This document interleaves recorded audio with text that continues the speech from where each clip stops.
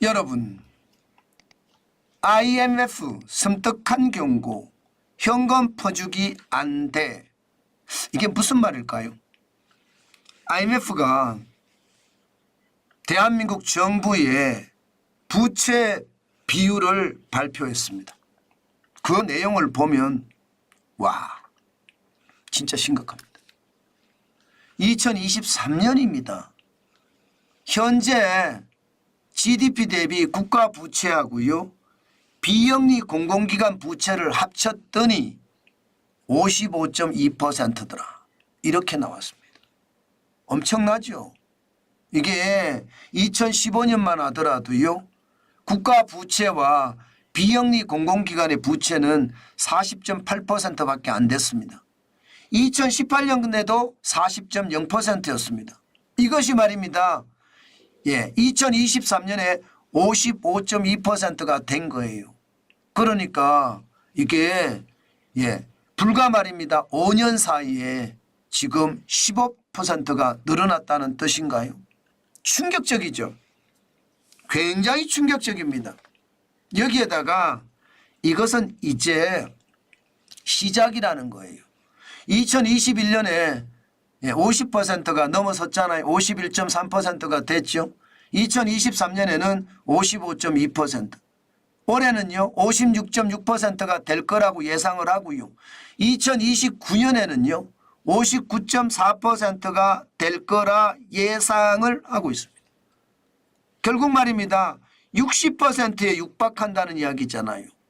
이거 괜찮을까요? 저는 부채가 이렇게 많이 늘어나면요, 이게 괜찮을 리가 없습니다.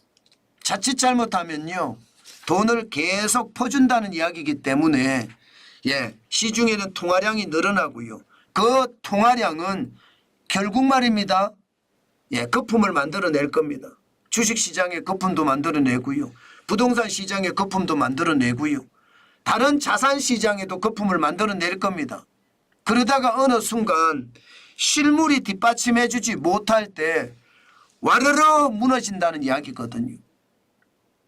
국제통화기금 IMF의 섬뜩한 경고는 바로 이것입니다. 미국이나 중국도 부채가 많아서 심각하다 이렇게 이야기하지만 대한민국도 이게 만만치 않다는 뜻입니다. 그 부채가 무너질 때 결국은요 시장 자체가 초토화될 수도 있습니다.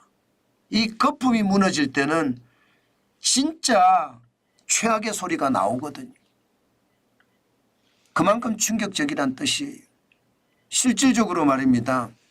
주요국의 국가 부채 비율, IMF가 이야기하는 것은 일본이 가장 많죠. 일본이 252.4%니까 장난 아니게 많습니다. 아주 독특하게 많습니다.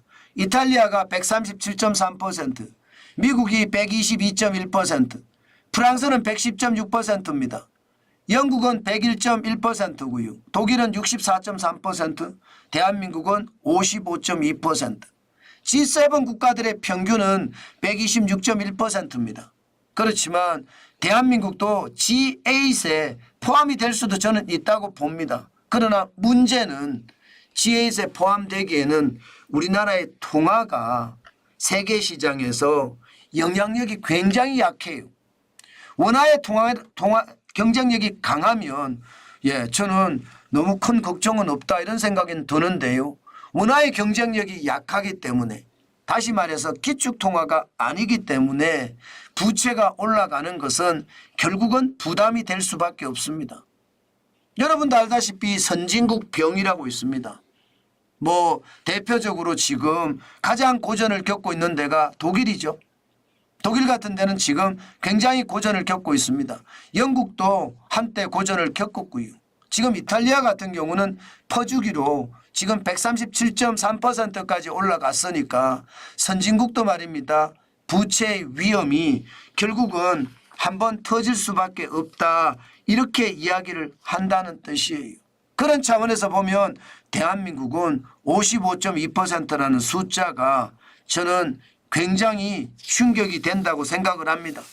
여러분 55.2%라는 것은요. 통계 작성 이후에 최대치입니다. 그만큼 말입니다. 부채 비율이 빠르게 늘었다는 거고요. 부채 비율이 빠르게 늘면 늘수록 부채에 대한 이자에 대한 부담, 그 돈으로 말입니다. R&D를 하고요. 또 산업을 지원하는 게 훨씬 나을 텐데 이자에 대한 부담이 커지면서 결국은요. 부채에 대한 부담도 국가 경쟁력을 깎아먹는 그런 아주 최악의 상태가 될 거다 이렇게 예상을 합니다. 심지어 말입니다. 국가 순부채 비율도 보면요. 2015년까지만 하더라도 9.5%밖에 안 됐습니다. 외화 자산을 제외한 거거든요. 그런데 지금은요. 2023년 현재 24.7%예요. 순부채가. 굉장히 빠른 속도로 올라가죠. 2029년에 가면 29%나 된다는 겁니다. 30%까지 육박한다는 거예요. 결국 지금 이대로라면요. 대한민국은 부채공화국이 된다는 뜻이고요. 게다가 말입니다. 더불어민주당을 포함한 공용 야당이 앞으로 퍼주기 법안을 더 만들어내면 지금 순부채 비율은 더 빠른 속도로 올라갈 수밖에 없고요. 이 순부채 비율을 감당하는 것은 결국 말입니다. 우리 미래 세대들이다. 우리 자손들이다. 그렇게 생각하면 틀릴 것 같지가 않습니다. 저는 지표를 볼 때마다 제 스스로도 놀라는 게 지금 최악의 수순이 점점 다가오는 것은 아닌가. 저는 그런 생각도 많이 합니다. 돈을 푼다는 것은 여러분 어떤 식이든 말입니다. 뭐 경제가 좋아진다 이렇게도 이야기할 수 있지만요. 왜냐하면 돈을 푸니까 시중에 돈이 많이 늘어날 거 아니에요. 그러면 그만큼 이게 시장을 활성화시킬 수 있는 힘도 있다. 저는 그렇게도 생각을 하지만 문제는 지금까지 워낙 많이 풀어서 이게 돈을 푸는 게 다시 한번 오히려 말입니다. 시장에 부담이 될 수도 있다는 것. 저는 그게 오히려 더 충격이 되지 않을까. 저는 그렇게 생각합니다.